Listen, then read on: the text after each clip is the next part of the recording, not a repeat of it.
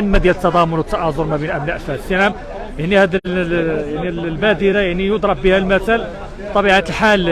غير يعني نداء كان في الفيسبوك، فاصبح لربما كل ساكنه فاس تحج بكثره هنا وتساهم قدر المستطاع. لربما هذه الروح ديال الوطنيه اللي كنتحدثوا عليها.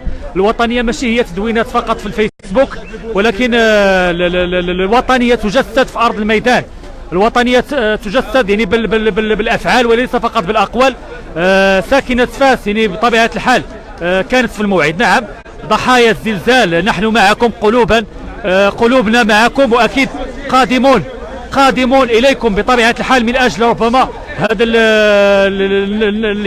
المعاناه اللي كتعاني وهناك في الحوز في الاقاليم. بطبيعه الحال سوف نساهم كمغاربه من اجل ربما انقاذ ما يمكن انقاذه. كتشوفوا العشرات ديال الاسر اللي جاوا بطبيعه الحال مساعدات كبيره بطبيعه الحال اللي كيحاولوا، لانهم بطبيعه الحال غناخذوا التصريحات ديال اعضاء الجمعيه وديال الدراري المكلفين كذلك. نقربكم فقط من العدد الكبير ديال الساكنه ديال فاس اللي حجت بكثره هنا بطبيعه الحال من اجل تقديم المساعدات يعني المغاربه. قوافل غيكونوا